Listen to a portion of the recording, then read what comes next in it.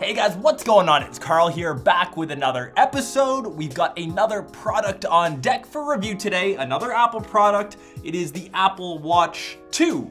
This is coming from someone that has a traditional watch, and I haven't switched out to a smartwatch other than review purposes because I love this thing. It never turns off, which I find the problem for smartwatches is it's just one extra device to charge. Regardless, I will try to be as unbiased as possible. I've been wearing this for the past couple days and it is slightly growing on me. So the Apple Watch 2 is now more of a complete fitness tracker slash smartwatch. A couple of the new introductions we see on it, it finally is waterproof, and that is a pretty big feature if you are a swimmer, if you like to run with this thing in the rain, because it can survive up to 50 meters. If any of you do swim at those depths, I think the last thing you'll be doing is checking this guy. Correct me if I'm wrong though.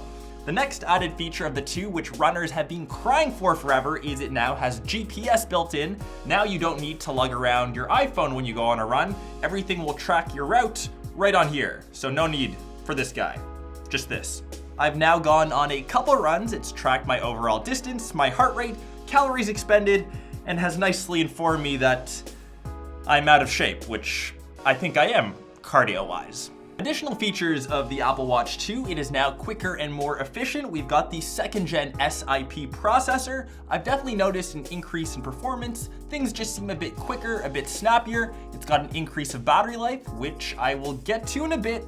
Still doesn't last you 4 to 5 days as, say, the Pebble Watch lineup, but I guess it's better than nothing. Apple claims that's 50% faster than Gen 1, but do keep in mind if you're still interested in Gen 1, there's still a lower price. They do have the new chipset inside, so if the new features like being waterproof, having GPS don't really interest you, that's also something to consider. Just keep that one floating somewhere in your head. And the last thing that I really like, the screen is 2 times brighter. We've got another double increase here than the last gen, 1000 nits. For all of you, is that chemistry, physics buffs out there? Switching on over to some things that I'm still not fond of, I'm gonna start off with the design. I still can't get over the fact that it's a squarish, rectangular looking watch. I'm really used to having a circular watch. I'm honestly not too fond of this. I think you'll either love or hate the design that Apple has chosen, and in my opinion, if you're leaning towards a smartwatch, the Moto 360 is still the best design and best looking one on the market. Second off, if you aren't team iPhone, you can't really use this guy, so if you're using an Android device, might stop watching this video right about now, but you do need an iPhone to pair your Apple Watch. And lastly, like most Apple things, I can talk about the price. Yeah, these things are expensive.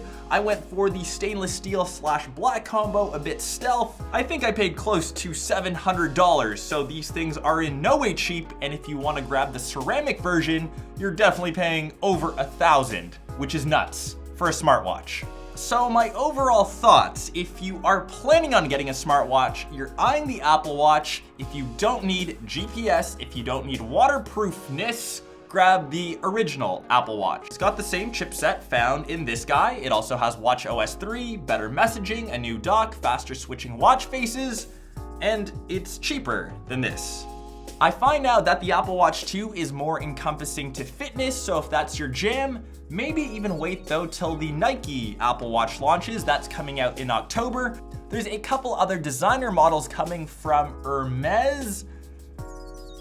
Clearly, I have no knowledge of designer bands, and they also have the ceramic version, which I mentioned, all white, 4 times harder than stainless steel. If you can afford that, you are a true baller. Otherwise, for me still, I am switching back to my regular timepiece. This thing will last maybe 2 days. I'll have to charge it every other day.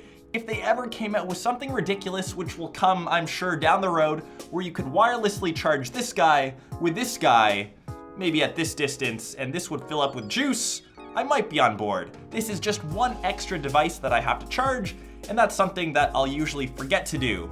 Maybe I'm just not used to it yet though. Let me know your thoughts though on the Apple Watch 2. I do love this more than last year. Curious to see how much they improve for next gen, and if I can fully commit to wearing a smartwatch. Be sure to smash that like button if you haven't already, as it helps me out a ton. Sub to the channel for more iPhone 7 and more tech-related goodness.